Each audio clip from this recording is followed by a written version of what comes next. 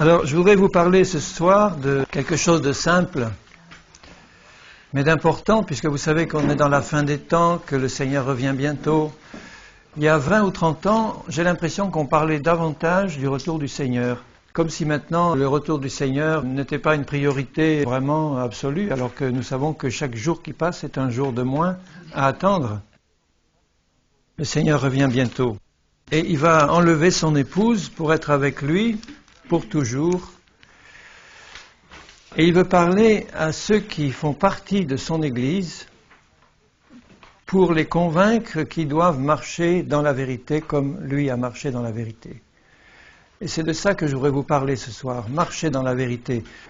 Pas seulement croire dans la vérité, c'est sûr que si on croit dans la vérité de la foi, de la vraie foi de Dieu, on va marcher dans la vérité, parce que la foi va entraîner une œuvre. Et ce que le Seigneur veut, c'est que nous ayons une foi réelle pour pouvoir marcher dans la vérité. Marcher dans la vérité, ça veut dire que à chaque instant de ma vie, l'amour de la vérité qui est dans mon cœur va me guider dans tous les plans du Seigneur, dans sa pensée, dans ses plans qu'il nous a révélés et dans les plans qui sont dans son cœur. Parce que tout ce qui est de Dieu et qui vient de Dieu, c'est la vérité. Jésus est la vérité, le Père, le Fils, le Saint-Esprit sont la vérité, sa parole est la vérité, le Saint-Esprit de vérité doit nous conduire dans toute la vérité, et il est important que nous marchions dans la vérité. Alors je vais vous lire quelques versets dans les épîtres de Jean, qui nous parlent de cette marche dans la vérité. Dans la seconde épître de Jean, une toute petite épître, l'apôtre Jean parlait beaucoup de la marche dans la vérité. Et on dit aussi que c'est l'apôtre de l'amour, parce que les deux vont ensemble. On ne peut pas marcher dans l'amour sans marcher dans la vérité et inversement. Plus tu vas marcher dans la vérité, plus l'amour de Dieu va grandir, parce que Dieu est amour et Dieu est vérité. Je vous ai déjà dit que dans les religions et les sectes, je parle des religions chrétiennes et des sectes chrétiennes, plus on s'écarte de la vérité et plus l'amour diminue, l'amour véritable du Seigneur, et plus le péché grandit, puisque plus on s'écarte de la vérité, moins il y a d'amour et moins il y a de sainteté aussi, puisque la vérité c'est le cœur du Seigneur, c'est Dieu lui-même. Plus nous nous rapprochons de la vérité, plus nous nous rapprochons de Dieu, et plus on se rapproche de Dieu, plus on se rapproche de la vérité. Tout va ensemble. Donc dans la seconde épître de Jean, il dit, l'ancien, il s'appelle l'ancien, vous voyez lui-même, à Kyria l'élu, on ne sait pas si c'est une femme ou un groupe ou le nom d'une église, enfin bon, en tout cas il parle à des chrétiens, et à ses enfants que j'aime dans la vérité. Et ce n'est pas moi seul qui les aime, mais aussi tous ceux qui ont connu la vérité, à cause de la vérité qui demeure en nous, et qui sera avec nous pour l'éternité. Que la grâce, la miséricorde et la paix soient avec vous de la part de Dieu le Père et de la part du Seigneur Jésus-Christ, le Fils du Père, dans la vérité et l'amour. Voyez le nombre de fois où il cite la vérité dans ces 3 versets. Il dit l'ancien à l'Église que j'aime dans la vérité. C'est curieux comme expression, aimer dans la vérité, comme si on pouvait aimer dans l'erreur ou dans le mensonge. Ça doit être possible. Une forme d'amour est possible dans le mensonge. Mais là, la seule forme d'amour qui intéresse le Seigneur, c'est aimer dans la vérité. Et il dit, pourquoi un peu plus loin ? Que j'aime dans la vérité à cause de la vérité qui demeure en nous et qui sera avec nous pour l'éternité. Donc si la vérité est en nous, nous allons aimer dans la vérité. C'est-à-dire que l'amour de Dieu, l'amour saint et pur de notre Père Céleste et de Jésus-Christ, va pouvoir se manifester dans notre vie et se déverser comme là se déverse au travers de la vie de Jean vers Kyria et ses enfants, vers l'Église du Seigneur. Et c'est ça, après tout, que le Seigneur nous a laissé comme commandement. Il a dit qu'ils puissent s'aimer les uns les autres. Je vous laisse un commandement nouveau, aimez-vous comme je vous ai aimé. Donc de l'amour du Père qui est dans le Fils, le Seigneur nous dit, aimez-vous les uns les autres. C'est un peu curieux de de voir que le Seigneur nous commande de nous aimer, comme si l'amour se commandait. Dans la pensée du Seigneur, il en est ainsi, parce que quand le Seigneur dit « je vous commande de vous aimer », ça revient, et il le dit dans le même passage, à nous exhorter à marcher avec lui, qui est la vérité, et dans la vérité, parce qu'il sait qu'il y a un rapport étroit entre la vérité et l'amour, et que si nous grandissons dans la connaissance du Seigneur, nous allons grandir dans la connaissance de la vérité, l'amour véritable de Dieu va grandir en nous, et nous allons nous aimer dans la vérité. On va se dire la vérité avec amour. C'est une des choses les plus difficiles à faire quand on n'est pas rempli de la vérité et de l'amour. Nous dire les uns aux autres la vérité avec amour. Quelquefois on l'a dit, mais durement ou sans amour. C'est que la vérité n'est pas encore pleinement plantée dans nos cœurs. Si la vérité est pleinement plantée, tu vas pouvoir grandir dans la capacité à dire la vérité avec amour, parce que l'amour va être dans ton cœur, et l'amour va être dans ton cœur parce que tu es dans la vérité. Ça va ensemble. Et ce n'est pas moi seul qui les aime, mais tous ceux qui ont connu la vérité, connu au sens biblique, connu au sens où nous connaissons Dieu quand le Seigneur dit « la vie éternelle », c'est qu'ils te connaissent, toi, le seul vrai Dieu, et celui que tu as envoyé, Jésus. Donc le but du Seigneur, c'est de se faire connaître et que nous le connaissions spirituellement par une communion spirituelle avec lui pour que sa vie puisse s'écouler au travers de nous. Et sa vie, c'est l'amour et c'est la vérité. Et il le dit à la fin du verset 3, « Cet amour qui sera avec nous pour l'éternité, que la grâce, la miséricorde et la paix soient avec vous dans la vérité et dans l'amour. » Alors vous voyez que c'est tellement important de marcher dans la vérité parce que la vérité et l'amour vont ensemble et la grâce, la miséricorde et la paix découlent de la vérité et de l'amour. C'est la prière de Jean. Je relis ce verset 3. « Que la grâce, la miséricorde et la paix soient avec vous de la part de Dieu le Père et de la part du Seigneur Jésus-Christ, le Fils du Père, dans la vérité et la charité. » Donc plus nous allons baigner dans l'amour et dans la vérité, et plus la grâce, la miséricorde et la paix vont grandir en nous, parce que c'est la nature même de Christ, et s'écouler au travers de nous, parce que c'est de ça qu'on a besoin dans l'Église. Que les chrétiens dont nous faisons partie, qui ont reçu du Seigneur sa vie éternelle par la foi en Jésus, puissent avoir une telle communion avec Dieu par Jésus-Christ, qui soit rempli de vérité et d'amour pour la déverser sur les autres, les frères, les sœurs et ceux qui nous entourent, dans l'amour et dans la vérité. Aimer dans l'erreur ou le mensonge, ça ne produit pas beaucoup de fruits. C'est un peu l'amour humain. L'amour humain, c'est un amour qui n'est pas dans la vérité. C'est un amour qui est plein de compromis. C'est un amour qui est fondé sur le moi.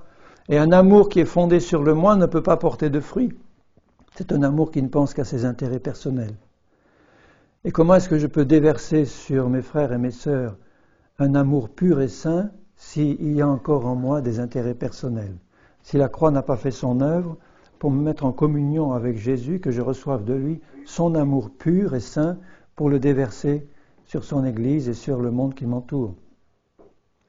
C'est de ça que nous avons besoin, bien plus que de combats doctrinaux, d'étiquettes de dénomination ou de querelles de clochers. À partir du moment où la vie de Jésus grandit en nous, nous allons pouvoir être un instrument entre les mains du Seigneur pour répandre cette vie. La vie donne la vie. On ne peut pas rentrer dans le royaume du Seigneur sans avoir reçu sa vie. La vie du Seigneur, quand elle est en nous, va s'écouler et donner la vie. Quand je suis en contact avec un frère ou une sœur qui est lui-même ou elle-même en contact avec le Seigneur et qui marche dans la vérité et dans l'amour, j'en reçois une bénédiction. Ça vous est arrivé de rencontrer des frères ou des sœurs remplis de l'amour dans la vérité, de l'amour de Jésus? Même si vous ne passez pas un long moment avec eux, le simple fait de se contacter va faire passer une bénédiction. C'est la présence même de Dieu qui agit. Donc plus tu vas être rempli de l'amour du Seigneur, plus tu vas être une source de bénédiction, et pour être rempli de l'amour du Seigneur, il faut marcher dans la vérité. Au verset 4, il dit « J'ai été fort réjoui de trouver de tes enfants qui marchent dans la vérité, selon le commandement que nous avons reçu du Père. » Et maintenant, quel est ce commandement? Ce que je te demande, Kyria, non comme te prescrivant un commandement nouveau, mais celui que nous avons eu dès le commencement, c'est que nous nous aimions les uns les autres. Encore une fois, l'apôtre dit, j'ai été tellement réjoui de voir certains de tes enfants qui marchent dans la vérité, parce que Jean savait qu'il y a ce rapport étroit entre la marche dans la vérité et la manifestation de l'amour de Dieu. Et il rappelle à cette occasion le commandement du Seigneur, non pas un commandement nouveau, mais celui qu'on a reçu dès le début, marcher dans l'amour, c'est-à-dire marcher dans la vérité. Puisqu'il dit au verset 6, l'amour consiste à marcher selon ses commandements. Les commandements du Seigneur, c'est sa parole est la vérité. Quand on a reçu ces commandements, non pas de manière légaliste, mais parce qu'ils sont inscrits dans nos cœurs par la loi de Dieu et par le Saint-Esprit, nous allons naturellement obéir à ces commandements. Et le premier de ces commandements, c'est tu aimeras ton Dieu de tout ton cœur, de toute ton âme, de toute ta force, de toute ta pensée. Et tu aimeras ton prochain comme toi-même. Aimons-nous les uns les autres, comme le Seigneur nous a aimés. Et c'est un amour ferme et solide, parce qu'un amour qui s'appuie sur la vérité. Un amour plein de compromis, c'est un amour qui va me pousser à des compromis avec la vérité. Quand je vais voir mon frère marcher dans le péché ou dans l'erreur, un amour qui n'est pas un amour selon la vérité va se taire. On va dire, oh, pas d'histoire, je ne veux pas le choquer, ou je ne veux pas lui faire de mal, je ne veux pas lui dire la vérité. Et nous n'avançons pas quand nous ne nous disons pas la vérité avec amour. Bien sûr, il faut avoir en face quelqu'un qui est prêt à la recevoir, parce que souvent tu as pu dire la vérité avec tout l'amour que le Seigneur te donne, et puis ce n'était pas reçu. Tu en as ramassé plein la figure en contre-coup. Donc là, ce qui nous manquait, c'est peut-être la sagesse du Seigneur, parce qu'il aurait peut-être fallu se taire et attendre le bon moment. Mais de toute façon, si le Seigneur nous demande de parler, avec la sagesse du Seigneur, nous devons être poussés par l'amour du Seigneur à dire constamment la vérité. Parce que nous allons le dire d'une manière qui ne va pas blesser, ça va être rempli d'amour, et nous savons que quand Dieu nous dit la vérité, ce n'est pas pour nous condamner, c'est pour nous faire avancer, pour nous relever, pour nous exhorter, pour nous faire du bien, nous faire avancer avec lui. Je dis, Seigneur, dis-moi toujours la vérité sur moi. Je n'ai pas besoin de lui dire, il me la dira toujours, mais je dis, ouvre mon cœur pour que je puisse recevoir ta vérité, et que je puisse avancer dans la connaissance de la vérité, que je puisse marcher dans la vérité. L'amour consiste à marcher selon ses commandements. Et au verset 7, il dit « Car plusieurs séducteurs sont entrés dans le monde qui ne confessent pas que Jésus-Christ est venu en chair. » Donc ils étaient en train de dire un mensonge, et Jean savait très bien, à l'époque où il écrivait, que ces mensonges commençaient à s'infiltrer dans l'Église, à la fin du 1er siècle déjà. Et Jean luttait contre, on le voit dans ses épîtres, il luttait contre l'apostasie qui déjà rentrait. Il dit que plusieurs antichrists ou antéchrists sont là déjà. Ils sont sortis du milieu de nous, mais ils n'étaient pas des nôtres. Donc il parle de séducteurs, et les séducteurs travaillent en répandant le mensonge, ou un mélange de vérité et de mensonge qui est la même chose qu'un mensonge, puisqu'un mensonge qui comprend 90% de vérité et 10% de mensonge, c'est quand même un mensonge. C'est cette semence qui est là-dedans qui est la plus dangereuse. Et ces séducteurs-là disaient quelque chose qui était gros, ils ne confessaient point Jésus-Christ venu en chair. C'était sérieux. Donc ça voulait dire que toute la base du salut était sapée par ce mensonge qui était en train de se répandre dans l'Église. Prenez garde à vous-même, au verset 8, afin que nous ne perdions pas le fruit de notre travail, mais que nous recevions une pleine récompense. Les récompenses qui seront distribuées devant le tribunal de Christ, quand nous y comparaîtrons tous. Prenez garde que nous ne perdions pas le fruit de notre travail. Alors, le fruit de notre travail peut être perdu si nous ne sommes pas assez attentifs et si nous ne discernons pas le séducteur qui est là pour répandre un mensonge. Si le mensonge, je le laisse rentrer dans mon cœur, ça veut dire que je vais diminuer dans l'amour du Seigneur. L'amour du Seigneur va être réduit dans mon cœur, il va baisser de qualité. Ma communion avec celui qui est la vérité va baisser. Et je ne vais plus marcher selon la vérité comme je marchais avant. Donc je vais être en situation dangereuse pour moi et pour les autres. Dans la 3e épître de Jean, le même ancien Jean dit à Gaius, le bien-aimé, que j'aime dans la vérité, « Bien-aimé, je souhaite que tu prospères à tous égards et sois en bonne santé, comme prospère l'état de ton âme. » Et là, je pense que ce n'est pas seulement le souhait de Jean, mais c'est aussi le souhait du Seigneur, puisque c'est la parole de Dieu que nous lisons dans la bouche de Jean. « Je souhaite que tu prospères à tous égards. » Dans le Seigneur, bien sûr. J'ai été fort réjoui lorsque des frères sont arrivés et ont rendu témoignage de la vérité qui est en toi et de la manière dont tu marches dans la vérité. Je n'ai pas de plus grande joie que d'apprendre que mes enfants marchent dans la vérité. J'ai l'impression d'entendre le Seigneur parler lui-même. Lui qui a dit « Je suis la vérité, le chemin et la vie ». Lui qui a dit à ses disciples, l'Esprit de vérité vous conduira dans toute la vérité. Quand il priait son Père dans Jean 17 avant la crucifixion en disant, Père, sanctifie-les par ta parole est la vérité. On voit ce souci constant du Seigneur qui est la vérité incarnée en chair, qui est Dieu, vérité incarnée dans la chair, de révéler la vérité et de conduire ses enfants dans la vérité pour marcher dans la vérité, puisque la vérité c'est la lumière. La vérité, c'est Dieu lui-même. La vérité, c'est la nature de Dieu, avec tout ce qu'il comprend. C'est l'amour du Seigneur. Et marcher dans la vérité, c'est marcher dans la lumière du Seigneur. Quand on marche dans la lumière du Seigneur, on n'est pas dans les ténèbres du péché, de l'erreur et du mensonge. Dans la mesure où je marche dans le péché, dans le mensonge, le péché c'est un mensonge aussi par rapport au Seigneur, dans la mesure où je marche dans le mensonge, dans l'erreur et dans le péché, je marche dans une moins grande lumière de Dieu, ou je marche dans les ténèbres. Alors que plus je me rapproche de la vérité, si je marche dans la vérité, je vais marcher dans la lumière du Seigneur. La vérité, c'est comme une lumière resplendissante qui brille. Un soleil en plein midi, en plein été, là au zénith. On est là, on est dans la lumière du Seigneur, on est baigné de la lumière du Seigneur parce que nos yeux se sont ouverts à la vérité. Et on va pouvoir marcher dans cette vérité, dans la pleine lumière du Seigneur, et sa lumière c'est l'amour, sa lumière c'est la nature même du Seigneur qui est là, qui s'est révélée à nous et qui nous guide. Ça doit être un désir ardent de nos cœurs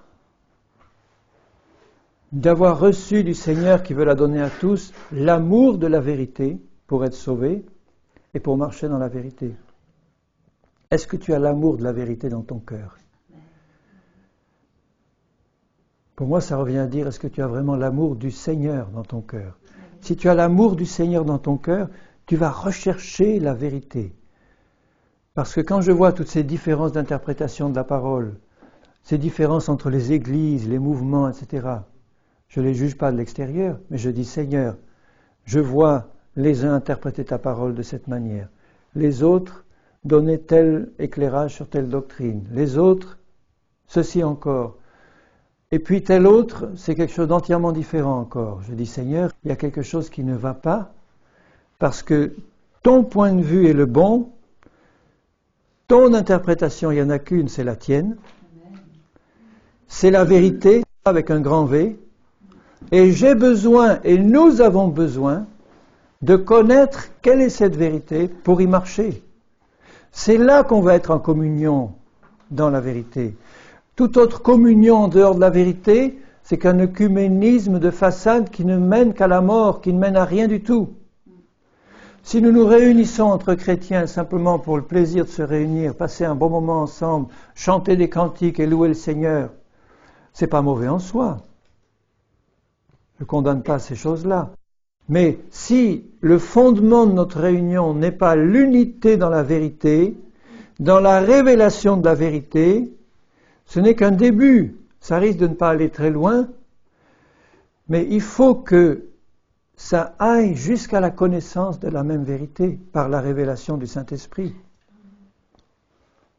Et si nous recevons les uns les autres dans l'état où nous sommes maintenant, avec toutes ces différences personnelles, si nous recevons chacun la révélation de la vérité, nous allons être en communion, vraiment, en communion parfaite. C'est ça que désire le Seigneur.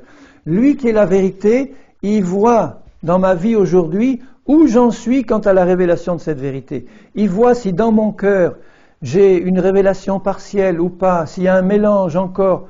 Il n'y a que lui pour le voir. Moi, je suis incapable de voir ça clairement. Lui qui voit toutes choses, il voit dans nos cœurs si nous avons reçu une révélation de la vérité partielle, totale, ou si elle est en cours. Il voit si j'ai dans mon cœur le désir et l'amour de la vérité pour la recevoir en entier.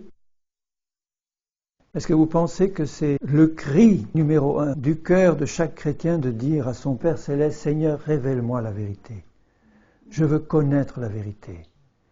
Je ne veux pas être emporté à tout vent de doctrine, flottant à gauche, à droite. Je ne veux pas entrer dans des combats inutiles contre les uns les autres, dire tu as tort, j'ai raison. Je veux connaître la vérité et je veux que mon frère et ma sœur connaissent la vérité. Et ça va se régler bien plus dans la prière et l'intercession que dans la discussion. Ça peut se régler dans la prédication de la vérité, à condition qu'il y ait des cœurs en face qui aiment la vérité et qui la reçoivent. Parce que Jésus, la vérité incarnée, n'a pas arrêté de prêcher la vérité, mais il avait en face de lui des gens qui n'acceptaient pas forcément la vérité qu'il annonçait et qui lui ont même tourné le dos et qui ont fini par le clouer sur une croix, le rejeter ou l'abandonner. Donc il n'y avait pas que des gens qui aimaient la vérité qui entendaient Jésus parler. Comment tu aurais réagi si tu avais vécu du temps de Jésus et si tu l'avais entendu parler? Est-ce que ton cœur aurait brûlé d'amour, de reconnaissance en disant « Enfin, j'entends quelqu'un qui me parle de Dieu, c'est ça, qui me parle de la part de Dieu ». Comme les disciples quand ils ont rencontré Jésus la première fois, quand Lévi était à son péage et que Jésus passe en lui disant « Matthieu, suis-moi ». Rien que cette parole-là a touché le cœur de Matthieu, il a su que c'était la vérité, il a répondu immédiatement. Ils n'avaient pas compris tout, ils étaient loin d'avoir tout compris. Ils n'avaient pas reçu la Pentecôte, ils n'avaient pas reçu les révélations plus profondes qui sont venues sur eux après. Mais le premier contact qu'ils ont eu avec Jésus, la vérité incarnée, a été un contact radical. Ça a touché quelque chose, une fibre dans leur cœur. Ils ont répondu, ils ont suivi la vérité. Et Jésus, la vérité, les a éclairés sur tout. Et en particulier, il répondait à leurs questions. En particulier, il leur dit, l'esprit de vérité qui est avec vous, qui va être en vous, vous conduira dans toute la vérité. J'ai beaucoup de choses à vous dire, il leur dit, mais vous ne pouvez pas les porter maintenant, mais vous allez recevoir l'esprit de vérité qui va vous conduire dans toute la vérité. C'est une promesse formidable. Est-ce que tu as gardé cette promesse dans ton cœur? Tu peux être ballotté par différentes doctrines devant lesquelles tu es placé, qui arrivent vers toi. Tu peux être secoué en disant « mais où est la vérité ?» Mais tu as cette promesse du Seigneur qui te dit « mon esprit de vérité va te conduire dans toute la vérité ». Donc si tu as cette promesse dans ton cœur, tu es confiant. Tu dis « Seigneur, tu vas me garder des mensonges, tu vas me montrer quand il y a un mensonge, puisque pour être conduit dans toute la vérité, il faut forcément avoir les yeux ouverts sur le mensonge. Donc le Saint-Esprit va me montrer ce qui est mensonge en moi, il va me montrer ce qui est mensonge dans tout ce que j'entends, tout ce que je vois. Si j'ai les yeux fixés sur le Seigneur avec confiance, je vais être conduit dans la vérité et je vais marcher dans la vérité. Et je vais pouvoir glorifier le Seigneur.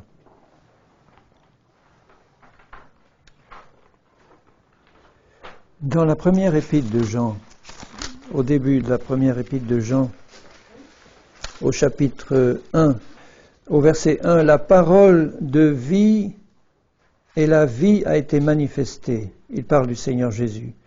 Nous l'avons vu et nous lui rendons témoignage et nous vous annonçons la vie éternelle qui était auprès du Père et qui nous a été manifestée.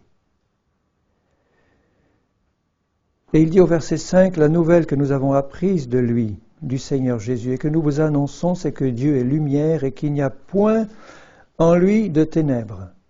Si nous disons que nous sommes en communion avec lui et que nous marchions dans les ténèbres, nous mentons et nous ne pratiquons pas la vérité. voyez la marche pratique dans la vérité. Il dit, si tu dis que tu connais Dieu, Dieu est la vérité, et si en même temps tu marches dans les ténèbres, il va nous expliquer un peu plus loin ce que c'est que marcher dans les ténèbres, c'est marcher dans la haine. C'est marcher dans la haine des frères. Si tu hais ton frère, tu marches dans les ténèbres, il dira au chapitre 2. Donc si quelqu'un marche dans les ténèbres, c'est qu'il ne marche pas encore dans la vérité, puisqu'il y a de la haine encore dans son cœur. On ne peut pas marcher en même temps dans les ténèbres et dans la vérité. Et il dit, si tu crois être en communion avec Dieu et que tu le dis, c'est une parole forte, et tu dois savoir que tu es responsable de ces paroles. Si tu dis cette parole, il faut qu'elle soit vraie. Si tu dis « je suis en communion avec Dieu », ça veut dire que tu dois marcher dans la lumière, dans la vérité. Sinon, nous mentons et nous ne pratiquons pas la vérité. Mais si nous marchons dans la lumière, donc dans la vérité, comme il est lui-même dans la lumière, nous sommes mutuellement en communion et le sang de Jésus-Christ, son Fils, nous purifie de tout péché. Parce que la lumière de Dieu met à la lumière justement tout ce qui est noir, tout ce qui est péché. Et comme nous aimons le Seigneur et que nous nous confions dans la puissance de son sang, dès que la lumière du Seigneur te montre la vérité sur ton péché, qu'est-ce que tu vas faire si tu es honnête? Tu vas dire, Seigneur, pardon, tu m'as ouvert les yeux, tu m'as montré. Tu sais, j'attendais que ça. Si tu es un enfant de Dieu, qui aime la vérité, c'est la réaction normale d'un enfant du Seigneur. Si tu commences à dire, Seigneur, je te demande que je marche dans la lumière et dans la vérité, puis le Seigneur te montre quelque chose, puis tu dis, ah Seigneur, oui mais il faut que tu comprennes, je peux encore pas régler ça tout de suite, c'est difficile quand même, attends un peu. Bon, ça veut dire que tu n'as pas le cœur tout entier tourné vers l'amour de la vérité. Si tu sais que Dieu t'a parlé, te montrer la vérité dans la lumière de sa parole et de la révélation du Saint-Esprit, ta réaction immédiate, ça doit être de dire, Seigneur, merci parce que tu m'as encore montré quelque chose qui était dans les ténèbres. Et je veux enlever ça pour marcher dans la lumière. Je veux t'apporter ça pour que ton sang me purifie, me lave. Et si nous faisons ça, chacun nous sommes en communion. Le sang de Christ nous purifie de tout péché parce que nous les apportons au Seigneur. Vous croyez que le sang de Christ purifie automatiquement de tout péché si nous ne l'apportons pas au Seigneur? Si, le si est important, nous marchons dans la lumière, nous sommes en communion et le sang de Christ nous purifie de tout péché. Et si nous disons que nous n'avons pas de péché, alors qu'il y en a, nous nous séduisons nous-mêmes et la vérité n'est pas en nous. Donc voyez le propre de celui qui marche dans la vérité. Le point central de départ, c'est un cœur bien disposé pour être éclairé sur le péché qui peut rester en nous. Et nous savons que le péché, il le définit dans la même épître, c'est la désobéissance à la parole du Seigneur. Donc la désobéissance à la vérité du Seigneur. Ça peut être une désobéissance connue ou inconnue. Il y en a qui désobéissent parce qu'ils ne savent pas quelle est la vérité. Ils ne se rendent pas compte qu'ils obéissent, mais ils obéissent quand même. Et d'autres qui les obéissent par rébellion, ils ont connu, mais ils ne veulent pas encore céder pleinement. Donc c'est le péché. Le péché, c'est la désobéissance à la parole. Donc le péché consiste à refuser la parole, à refuser la vérité. Quand Jésus est venu, pour convaincre les hommes qu'ils étaient des pécheurs par son esprit, il y en a qui ont tout de suite compris et qui l'ont accepté. Est-ce que c'était les élus de Dieu, que Dieu, par décision souveraine, a décidé que toi, tu allais pouvoir te repentir, mais que l'autre n'allait pas pouvoir se repentir? Quand il est dit que l'amour de Dieu pousse tous les hommes à la repentance, que Dieu veut que tous les hommes soient sauvés et parviennent à la connaissance de la vérité. Donc ceux qui ont accepté, ce sont ceux qui ont été touchés dans leur cœur par la vérité qui venait, et ils n'ont pas hésité à reconnaître le péché que Dieu leur montrait, parce qu'ils ont compris que quand Dieu nous montre notre péché, que nous lui apportions, que le sang de Jésus nous purifie, que nous marchions dans la lumière du Seigneur. Est-ce qu'on peut marcher en même temps dans le péché et dans la lumière de Dieu? Quelque chose qui n'irait pas là. Donc si nous avons été rachetés, lavés dans le sang de Jésus, ça ne veut pas dire que nous devenons parfaits du jour au lendemain. Ça veut dire que nous commençons une marche dans la vérité avec Dieu, et que notre cœur doit être tout entier tourné vers le Seigneur pour recevoir sa lumière à chaque instant, et à chaque instant qu'il va te révéler la lumière, tu vas dire « Amen Seigneur, je m'incline ». Je change, je me mets dans la lumière et je marche dans cette lumière, dans la vérité que tu viens de me montrer. La vérité, c'est Jésus, la vérité, c'est sa parole, la vérité, c'est le Saint-Esprit, c'est Dieu lui-même, Père, Fils, Saint-Esprit. Donc quand nous marchons dans la vérité, nous marchons dans le Seigneur Jésus, nous marchons dans sa parole et nous marchons dans l'Esprit du Seigneur. Et c'est une progression. Il dit au chapitre 2, « Je vous écris ces choses, mes petits-enfants, pour que vous ne péchiez point. » Donc il savait très bien que des chrétiens pouvaient pécher. On a été racheté du péché, mais on peut toujours chuter, on peut pécher. On a un avocat auprès du Père, Jésus-Christ, qui est une victime propitiatoire pour nos péchés, non seulement pour les nôtres, mais aussi ceux du monde entier. Et il ajoute, « Si nous gardons ces commandements, par là, nous savons que nous l'avons connu. Celui qui dit « je l'ai connu » et qui ne garde pas ses commandements est un menteur et la vérité n'est point en lui. Mais celui qui garde sa parole, l'amour de Dieu est véritablement parfait en lui. » Celui qui garde la vérité, sa parole, qui est la vérité, l'amour de Dieu est parfait en lui. C'est très fort ça. Je m'arrête un peu là-dessus pour que le Saint-Esprit nous montre. Celui qui garde sa parole, l'amour de Dieu est parfait en lui. Il parle au présent, il ne dit pas l'amour de Dieu sera parfait plus tard en toi si tu apprends à garder la parole du Seigneur. Ça veut dire que dès à présent, si tu as un cœur tout entier pour Dieu, tout entier pour la révélation de la vérité, pour garder la parole, et la parole c'est la parole du Seigneur, ce n'est pas telle interprétation d'église ou telle doctrine particulière. C'est la vérité que j'ai reçue par une révélation du Saint-Esprit et de la parole du Seigneur. À ce moment-là, l'amour de Dieu est déjà parfait en toi. Et c'est cet amour-là qui va te conduire dans toute la vérité. Un peu plus loin, je lis au chapitre 2, il vient de parler des antéchrists qui sont là, etc. Il dit au verset 21, « Je vous ai écrit non que vous ne connaissiez pas la vérité, mais parce que vous la connaissez, et parce qu'aucun mensonge ne vient de la vérité. Qui est menteur? Celui qui nie que Jésus est le Christ. Celui-là est l'antéchrist qui nie le Père et le Fils. Quiconque nie le Fils n'a pas non plus le Père. Quiconque confesse le Fils a aussi le Père. » Et nier Christ, c'est pas seulement dire « je ne veux pas de Christ ». Nier Christ, ça peut être faire profession de suivre Christ tout en suivant le mensonge. Chaque fois que je suis un mensonge ou que j'accepte un mensonge, pour cette partie-là de la vérité, je renie Christ. Je nie Christ. Si j'accepte un mensonge et que je marche dans le mensonge, Jésus est la vérité. Donc le Seigneur veut que je l'accepte pleinement. Il m'a promis qu'il me révélerait toute la vérité. Je dois marcher avec cette promesse dans mon cœur. Et je ne dois accepter aucun mensonge, parce que je sais qu'en acceptant le moindre mensonge, je vais nier Christ. Et il dit au verset 24 que ce que vous avez entendu dès le commencement demeure en vous. Ce que nous avons entendu dès le commencement, c'est quoi? C'est cette parole-là que je tiens dans ma main. C'est l'enseignement de Christ, des apôtres, de Paul, de Jean et des autres. C'est la révélation de la parole du Seigneur que j'ai reçue. Dès le premier verset de la Genèse, Dieu s'est révélé à nous et nous a donné une parole qui est la vérité, qui est esprit et vie.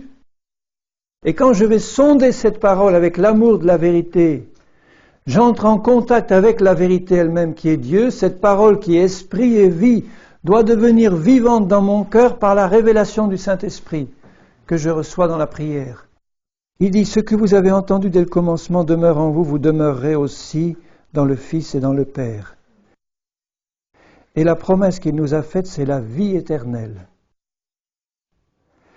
Je vous ai écrit ces choses au sujet de ceux qui vous égarent. Pour vous, l'onction, écoutez bien ce qu'il dit là, pour vous, petits enfants, il parle aux chrétiens, nés de nouveau. L'onction que vous avez reçue de lui demeure en vous, et vous n'avez pas besoin qu'on vous enseigne. Mais, comme son onction vous enseigne toute chose et qu'elle est véritable, et qu'elle n'est point un mensonge, demeurez en lui, en Christ, en Dieu, selon les enseignements qu'elle, c'est-à-dire l'onction, vous a donnés. C'est très fort si vous réfléchissez à ce que le Seigneur nous dit par la bouche de Jean. Il dit, vous avez reçu l'onction. Quelle est cette onction? C'est l'onction du Saint-Esprit. Nous avons reçu le Saint-Esprit dans nos cœurs. Si nous n'avons pas l'Esprit de Christ, nous ne lui appartenons pas. Si nous sommes passés par la nouvelle naissance, nous avons reçu l'Esprit du Seigneur. Et cet Esprit-là, qui est destiné à nous conduire dans toute la vérité, selon la promesse de Jésus, c'est le Saint-Esprit associé à la parole qui va nous conduire dans toute la vérité, c'est-à-dire toute la connaissance de Dieu. Et pour être conduit dans la connaissance de Dieu, il faut absolument qu'on ait en nous l'onction du Saint-Esprit qui va nous enseigner toutes choses, puisque Jésus a dit, l'Esprit de vérité vous conduira dans toute la vérité. Donc, l'enseignement que vous entendez en ce moment, il doit y avoir au fond de votre cœur l'onction du Saint-Esprit qui doit pouvoir vous dire si ça vient de Dieu ou pas. C'est que comme ça qu'on peut être enseigné par le Seigneur. Sinon, nous serions à la merci de n'importe quel enseignement qui viendrait à nous, qui viendrait comme venant du Seigneur, mais quelle garantie aurions-nous que nous sommes vraiment enseignés dans la vérité? S'il n'y avait pas cette promesse que nous avons reçu l'onction, et que c'est cette onction qui nous enseigne. Aujourd'hui, on parle beaucoup d'onction nouvelle. Vous avez entendu ça dans votre coin, dans votre village? On entend parler d'onction de Toronto, de Pensacola, et puis des onctions de guérison. J'entends quelquefois des serviteurs de Dieu me dire « Ah ben tiens, j'étais à telle réunion, et puis il y avait une onction de guérison, et puis après, un quart d'heure après, une onction de délivrance, une onction prophétique. » Je dis « Mais il y a quelque chose qui me paraît bizarre, c'est que la parole de Dieu ne parle pas de ces choses. Donc si elle n'en parle pas, méfions-nous. Il n'y a qu'une seule onction dont la Bible parle, c'est l'onction du Saint-Esprit. Et cette onction est une, et le Seigneur est souverain, c'est sûr, mais il ne peut pas faire des choses qui ne sont pas expliquées et révélées dans sa parole. Donc ce qu'il dit là, je relis ça. Pour vous, l'onction que vous avez reçue de lui demeure en vous. À qui il parle? Au super spirituel de l'Église? Au sacrificateur en chef? Non, il parle aux petits-enfants du peuple du Seigneur, à nous tous. Et il dit donc à chacun, tu as reçu, toi, l'onction du Saint-Esprit, et cette onction demeure en toi. Et c'est le but du Seigneur, parce qu'il sait très bien que si nous n'avions pas la présence de l'Esprit de vérité en nous, nous serions complètement désemparés à la merci de tout vent de doctrine que Paul dénonce dans Éphésiens 4 en disant « Mais ne soyez pas comme des petits-enfants ballottés à tout vent de doctrine, mais soyez des hommes faits, parfaits, capables de discerner. » Il dit « Et c'est cette onction, vous n'avez pas besoin qu'on vous enseigne, et il était en train de les enseigner. » Donc il n'y a pas de contradiction. Ça veut dire qu'il savait très bien ce qu'il disait. En donnant cette parole, il donnait un enseignement, mais il savait que cet enseignement n'aurait aucune valeur, aucun fruit dans la vie de ceux qui l'entendaient, s'ils n'étaient pas capables de discerner eux-mêmes, par l'onction du Saint-Esprit, que Jean était en train de leur parler de la part de Dieu.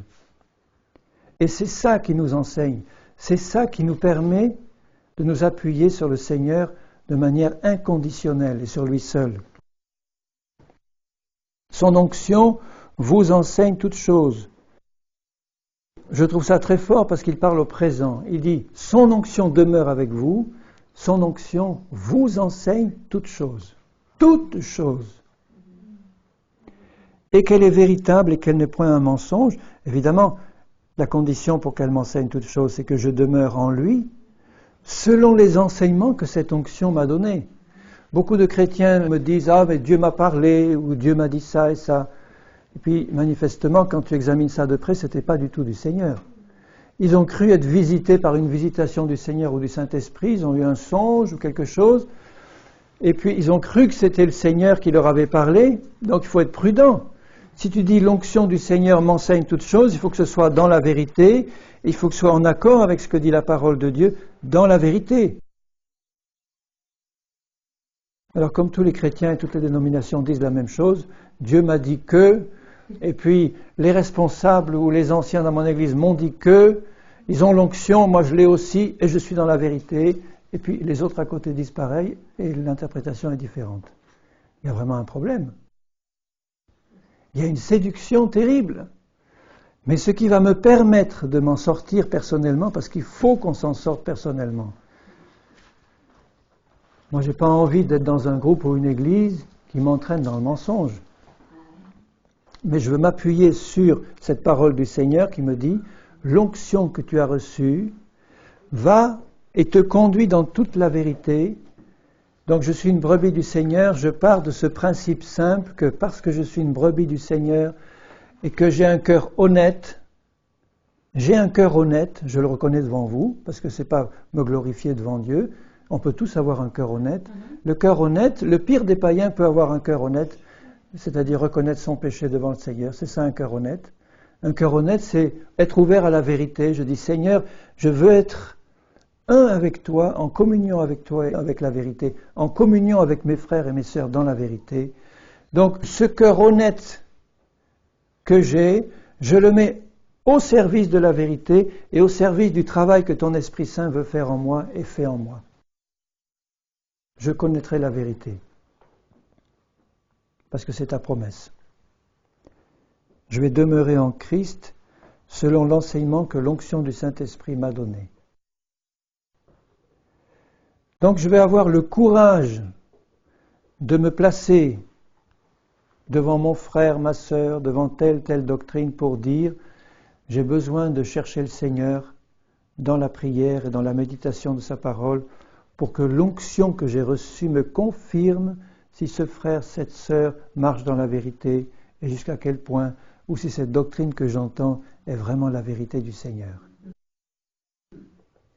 Et si je ne prends pas la peine de le faire pour avoir une conviction qui vient vraiment de Dieu, ça peut prendre du temps, bien-aimés, parce que quand vous voyez les doctrines qui circulent dans l'Église, si vous ne prenez pas le temps de vous placer devant Dieu, devant sa parole, en laissant le Saint-Esprit en vous, vous convaincre par son onction de la vérité, si on ne prend pas le temps, on va être emporté par tout vent de doctrine qui souffle en ce moment un peu partout. Et il dit, maintenant, petits enfants, demeurez en lui, afin que lorsqu'il paraîtra, nous ayons de l'assurance. La foi est la ferme assurance des choses qu'on ne voit pas. Donc la ferme assurance est une question de foi, et la foi vient de ce qu'on entend vient de la parole de Christ. Vous voyez l'association étroite entre la vérité, l'amour, la foi. La parole de Christ donne la foi, la parole de Christ est la vérité, Christ est amour. Il y a une association étroite entre foi, vérité, amour. Plus tu vas grandir dans l'amour et dans la vérité, plus la foi du Seigneur doit grandir en toi aussi. Parce que le jour, quand il va paraître, je veux avoir de l'assurance devant lui. Ne pas me présenter en homme indécis, balançant d'un pied ou un autre en disant « Tiens, sur ce point, je manque de conviction, je n'ai pas la conviction du Seigneur, alors que le Seigneur m'a dit « Tu vas être éclairé sur tout ». Cette onction va t'enseigner toutes choses. Donc s'il y a quelque chose qui me fait encore balancer, c'est que je n'ai pas encore passé assez de temps devant le Seigneur pour recevoir de lui une conviction claire par son esprit et sa parole. Ce n'est pas pour me culpabiliser que je le dis, c'est parce que je sais que tant que je n'ai pas une ferme assurance, c'est un appel du Seigneur à venir dans la prière et la méditation de sa parole, dit viens, je vais te révéler toutes choses. Viens, je vais t'expliquer, je vais t'enseigner ça, et tu vas avoir une claire assurance, une claire conviction. Afin que nous ne soyons pas confus et éloignés de lui. Au chapitre 4, il dit, bien-aimés, n'ajoutez pas foi à tout esprit, mais éprouvez les esprits pour savoir s'ils sont de Dieu, car plusieurs faux prophètes sont venus dans le monde. Un faux prophète est quelqu'un qui est inspiré par un autre esprit que l'esprit du Seigneur, et un faux prophète, par définition, ne peut pas annoncer la vérité du Seigneur. Donc là, l'exhortation de Jean à ses bien-aimés, c'est éprouver les esprits pour savoir s'ils sont de Dieu. Il ne parle pas des hommes, là, il parle des esprits. Les faux prophètes peuvent être des hommes, mais il ne dit pas éprouver les faux prophètes pour savoir s'ils sont de Dieu. Il dit éprouver les esprits qui sont derrière. Comment est-ce qu'on peut éprouver un esprit qui est derrière un faux prophète? Vous pouvez me dire ça, vous? Imagine que tu es devant toi un homme qui prêche, et puis tu as vraiment dans ton cœur le sentiment qu'il y a quelque chose de faux. Et puis ensuite le Seigneur te montre en disant, mais celui-là c'est un faux prophète. C'est sûr, il n'annonce pas la vérité de Dieu. Que vas-tu faire pour éprouver les esprits? Reconnaissez à ceci l'Esprit de Dieu. Tout esprit qui confesse Jésus-Christ venu en chair est de Dieu. Tout esprit qui ne confesse pas Jésus-Christ venu en chair n'est pas de Dieu. Si tu interroges le faux prophète, même publiquement, en lui disant, toi, est-ce que tu confesses que Jésus-Christ est venu en chair ou qu'il est le Fils de Dieu venu en chair? Il est probable qu'il va dire oui. Ce n'est pas l'esprit que tu auras testé, c'est l'homme. Tu vois, il dit éprouver tout esprit qui confesse. Il ne dit pas tout homme qui confesse. Tout esprit qui confesse. Vous réfléchissez à ça un peu?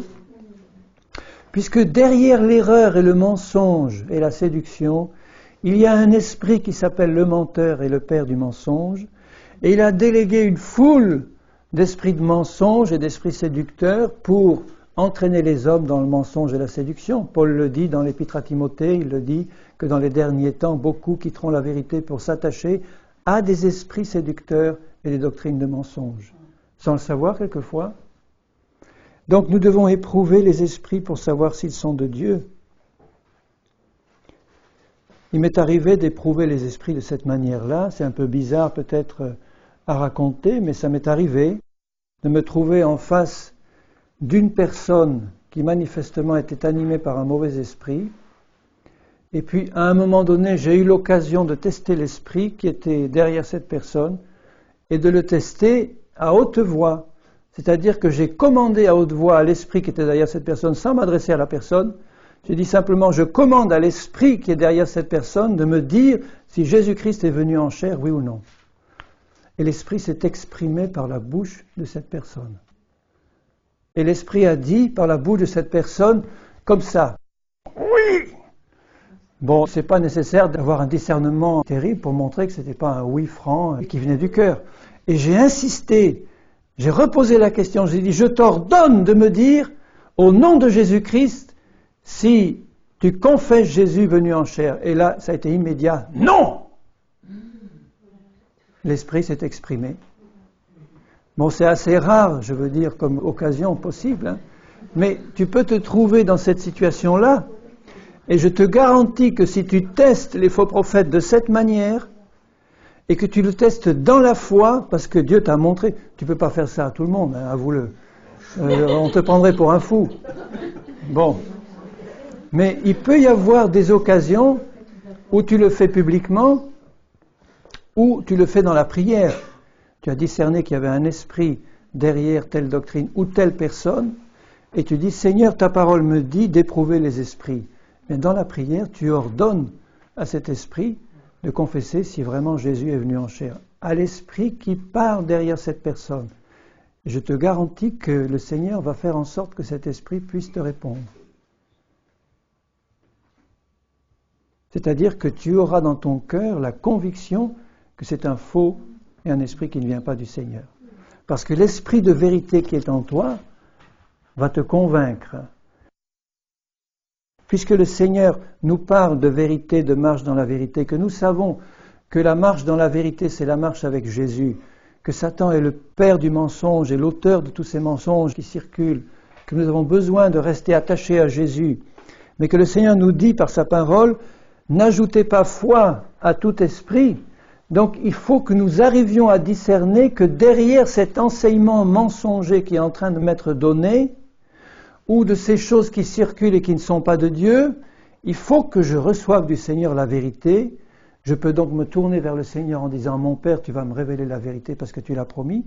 Mais si le Seigneur dit « Testez, éprouvez les esprits pour savoir s'ils sont de Dieu », il y aura des occasions où le Seigneur va te demander de le faire et tu vas avoir la surprise de voir ce qui va se passer. En tout cas, si publiquement un jour le Seigneur te demande de le faire, fais-le après avoir bien reçu dans ton cœur la certitude que c'était quelque chose qui venait de Dieu et tu vas être étonné de voir la réponse parce que tu auras testé l'esprit. L'esprit ne pourra pas répondre « Oui, Jésus est venu en chair ». Un homme peut le faire s'il arrive à bien se contrôler, mais si tu provoques l'esprit qui est derrière, que tu lui parles directement, il va se manifester et donner son identité véritable. Reconnaissez ceci, l'Esprit de Dieu. Tout esprit qui confesse Jésus-Christ venu en chair est de Dieu. Tout esprit. Et tout esprit qui ne confesse pas Jésus-Christ venu en chair n'est pas de Dieu. C'est celui de l'Antéchrist dont vous avez appris la venue et qui maintenant est déjà dans le monde. Donc une personne humaine qui est inspirée par un mauvais esprit ne le sait souvent pas et le Seigneur veut que tu aies le discernement pour ne pas être guidé toi-même dans l'erreur et le mensonge. Et il dit au verset 4, « Vous, petits enfants, vous êtes de Dieu et vous les avez vaincus. » Il parle des antéchrists et des esprits qui travaillent avec. « Vous les avez vaincus parce que celui qui est en vous est plus grand que celui qui est dans le monde. » Eux, ils parlent du monde, c'est pourquoi ils parlent d'après le monde et le monde les écoute, c'est-à-dire qu'ils donnent le mensonge et le monde aime bien entendre le mensonge, n'aime pas du tout entendre la vérité. Nous, nous sommes de Dieu, celui qui connaît Dieu nous écoute, celui qui n'est pas de Dieu ne nous écoute pas. C'est par là que nous connaissons l'esprit de la vérité et l'esprit d'erreur. C'est une garantie formidable en matière d'évangélisation aussi. Parce que il y a des musulmans, des hindous, des gens qui ne sont pas du tout convertis, qui sont de Dieu, dans le sens où Dieu les connaît d'avance, et il sait que ce sont des cœurs honnêtes qui, lorsqu'ils vont être confrontés à la vérité, vont l'accepter. Ils sont de Dieu. Donc ces personnes-là, quand vous allez leur annoncer la vérité, ils vont vous écouter. Celui qui n'est pas de Dieu ne vous écoutera pas. C'est pour ça que nous devons laisser le problème entre les mains du Seigneur. Quand tu annonces la vérité avec amour à un frère ou à une sœur, s'il est de Dieu, qu'est-ce qu'il va faire? Il va écouter. Pourquoi? Parce que l'onction qui est en lui va lui confirmer dans le cœur que tu es en train de lui parler de la part du Seigneur. Peut-être que sur le moment, comme dans l'histoire que Jésus raconte, il va dire non, je ne t'écoute pas, puis il va rentrer chez lui, puis il va dire dans le fond, en y réfléchissant, si, c'était vraiment Dieu qui m'a parlé par sa voix. Il va dire oui. S'il n'est pas de Dieu, il ne va pas écouter. Donc ce qui compte, c'est le résultat final, c'est que celui qui aime la vérité va recevoir la vérité avec un cœur honnête et bon. Il va finir par la reconnaître parce que Jésus a dit « Mes brebis entendront ma voix ». Et pour moi, personnellement, et pour mes frères et sœurs, c'est une garantie et une consolation. Ça me permet d'être consolé dans mes afflictions. Quand je vois des frères et sœurs qui s'opposent à moi, qui s'opposent à la vérité, je dis « Seigneur, dans le fond, si c'est ta brebis, toi tu les connais toutes, c'est quelqu'un qui va finir par entendre ta voix. S'il n'est pas de Dieu, il n'entendra pas. Il va s'enfoncer de plus en plus dans l'erreur, le mensonge et la séduction, et il sera conduit dans des choses qui ne sont pas pour tes enfants. » C'est par là que nous connaissons l'esprit de la vérité et l'esprit de l'erreur. Donc Jean, qui connaissait sa position en Christ, qui était l'apôtre de la vérité et de l'amour, quand il annonçait la vérité, il savait qu'il avait en face de lui des gens qui allaient accepter ou refuser selon qu'ils sont de Dieu ou qu'ils ne sont pas de Dieu. Il en est de même pour nous. Est-ce que tu es de Dieu, toi? Hein? Tu es de Dieu? Tu es de Dieu? Tu es de Dieu? Eh bien, tu seras conduit dans toute la vérité. Je pourrais poser la question à chacun. Si tu oses dire publiquement « Je suis de Dieu », eh bien, le fait de dire ça est une responsabilité d'accepter la vérité. Si tu dis ça, tu finiras par accepter toute la vérité. Et je termine en regardant dans Éphésiens 4 ce que le Seigneur dit à l'église d'Éphèse. Je vous exhorte donc, moi le prisonnier dans le Seigneur, à marcher. Marcher. C'est ma vie chrétienne de tous les jours, d'une manière digne de l'appel qui vous a été adressé. La vocation, c'est l'appel. Or, marcher d'une manière digne de celui qui est la vérité, c'est marcher dans la vérité, dans la lumière de Dieu, en toute humilité et douceur, avec patience, vous supportant les uns les autres avec amour, vous efforçant de conserver l'unité de l'esprit par le lien de la paix. Bon, ça veut dire que si on s'efforce de le conserver, ça veut dire qu'on l'a celui-là. On a le lien de l'esprit. Tu es né de nouveau, je le suis aussi. Nous sommes unis par l'Esprit du Seigneur. On fait partie du même corps. Donc on a l'unité de l'Esprit déjà. Et le Seigneur nous dit, maintenant, il y en a qui ne le savent pas malheureusement, qui l'ont déjà. Tu vois, ils se considèrent en tant que chrétiens comme non, on ne fait pas partie du même corps. Et pourtant, on est dans le corps de Christ. Si je réalise, la seule chose qui m'intéresse dans un frère ou une sœur, c'est est-ce qu'il est né de nouveau vraiment. S'il est né de nouveau, on fait partie du même corps. Et si on fait partie du même corps, on est unis par le même esprit. On ne partage pas les mêmes doctrines, d'accord, mais ça viendra après. Et il dit, conservez l'unité de l'esprit par le lien de la paix, en vous supportant avec amour, etc. Ça ne veut pas dire que je vais être dans le compromis, en acceptant les erreurs que mon frère partage encore, ou en essayant de lui faire partager les miennes. Non, je vais rester dans l'unité de l'esprit, ça veut dire que je vais comprendre que notre esprit est uni par l'esprit du Seigneur, déjà. Et que si tous les deux nous sommes enfants de Dieu, nous devons en priorité rechercher tous les deux la vérité.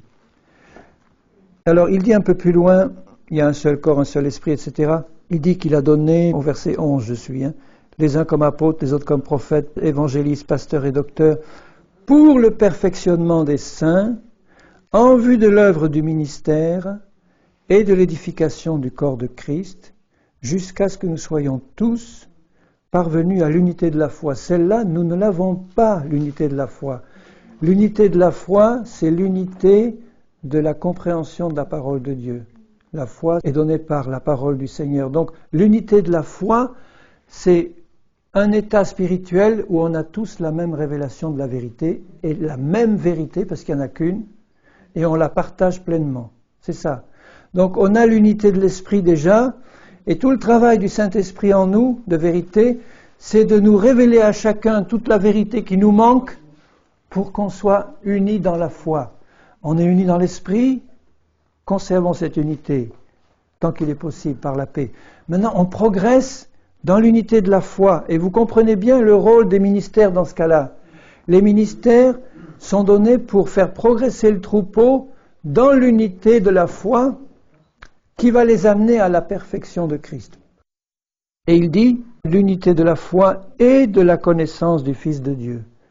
Unité de la révélation de la parole et unité de la connaissance du Fils de Dieu. Toi, tu as une connaissance du Fils de Dieu qui n'est pas la même que la mienne, que celle de mon frère ou de ma sœur. Alors que le Seigneur veut que nous ayons tous la même révélation du Fils de Dieu, une révélation totale dans la vérité, de tout ce que Jésus est dans la vérité.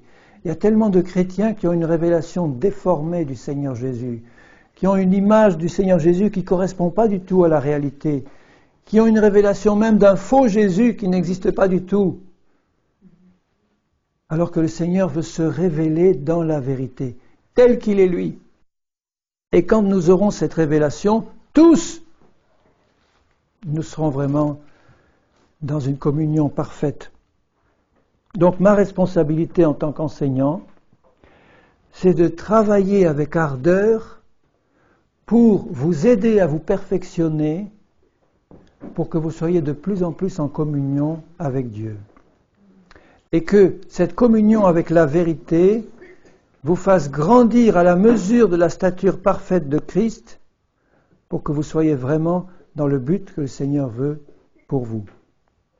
À l'état d'homme fait, au verset 13, jusqu'à ce que nous soyons tous parvenus à l'unité de la foi et de la connaissance du Fils de Dieu, à l'état d'homme parfait à la mesure de la stature parfaite de Christ, afin que nous ne soyons plus des enfants flottants et emportés à tout vent de doctrine par la tromperie des hommes, par leur ruse dans les moyens de séduction, mais que, professant la vérité dans l'amour, professant, ça veut dire disant la vérité dans l'amour, nous croissions à tous égards en celui, Jésus, Christ, qui est le chef.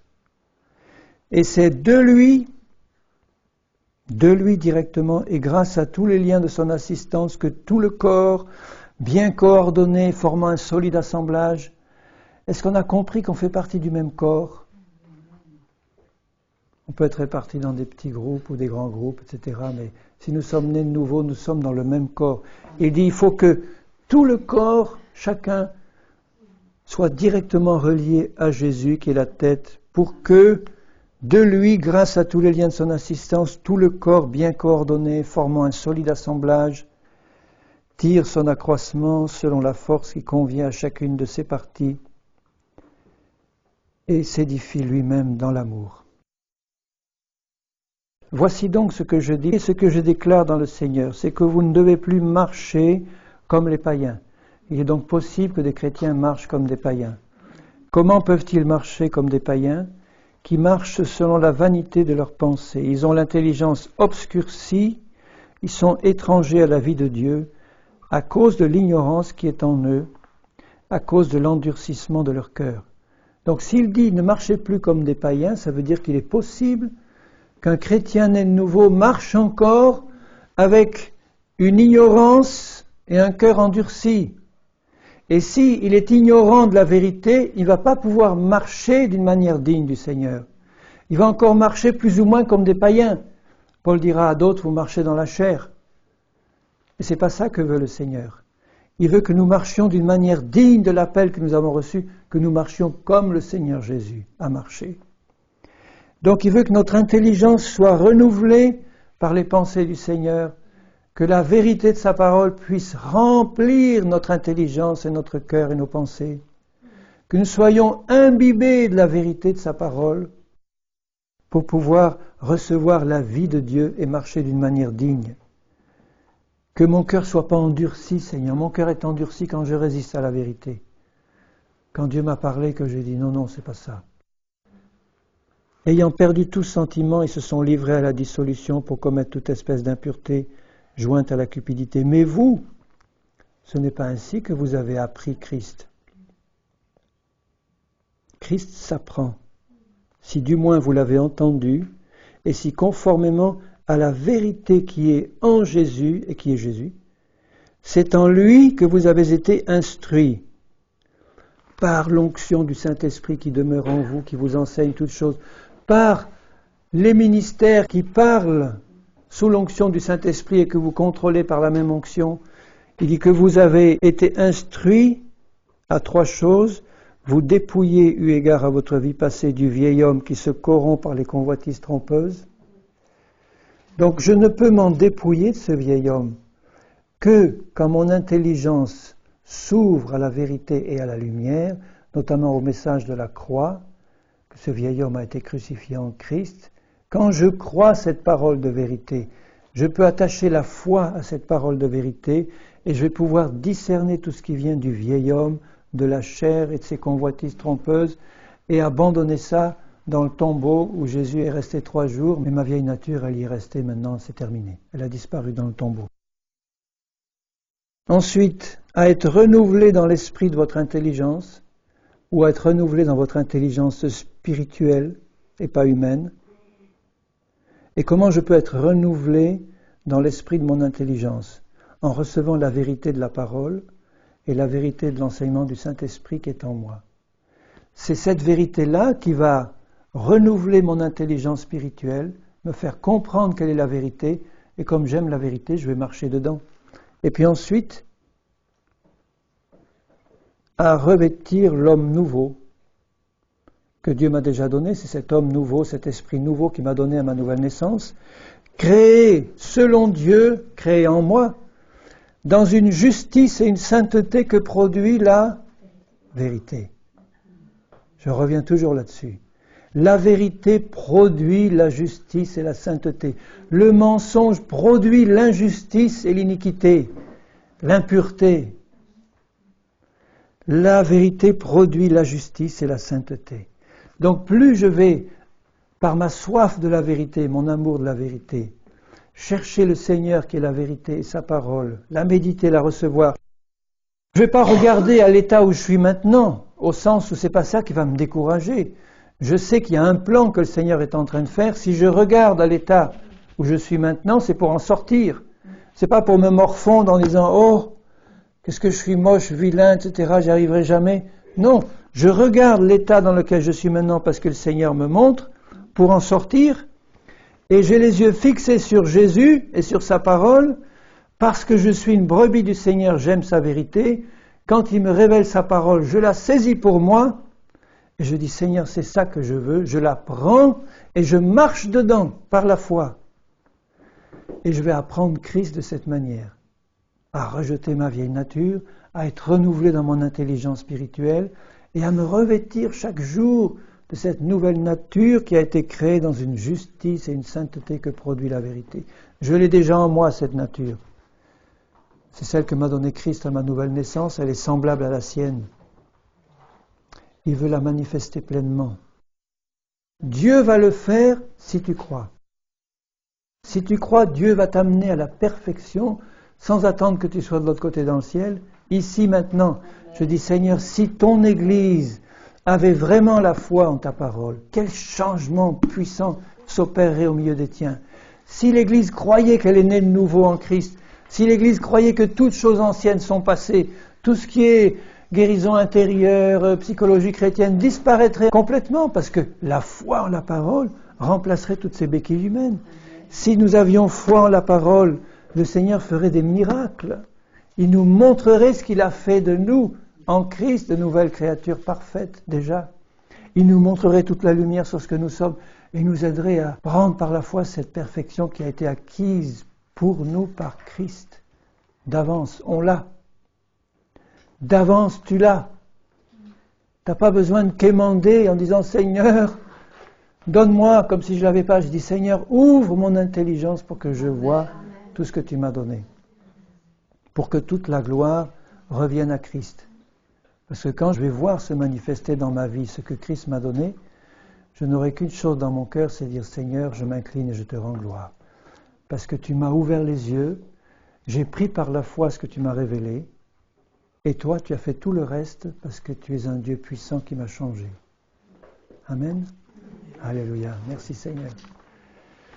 Merci Jésus, parce que c'est un plan merveilleux. Et le désir de mon cœur, c'est que tu l'accomplisses en moi pleinement, parce que tu veux que je ressemble à Jésus.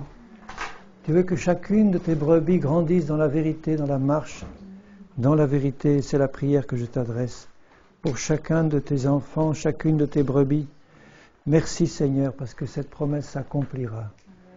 Tu nous donneras et tu nous donnes le discernement nécessaire. Tu nous enseignes, tu nous conduis dans toute la vérité. Tu nous gardes dans ton humilité, dans ta foi, dans ta justice. Je veux te rendre gloire ce soir, Seigneur, et te bénir de tout mon cœur. T'adorer et te louer pour l'œuvre de Jésus. Cette œuvre grandiose, totale, ouvre mon cœur constamment à l'œuvre du Seigneur. Et fais-moi pleinement entrer dans tes plans pour ta gloire, Père, au nom de Jésus-Christ. Amen.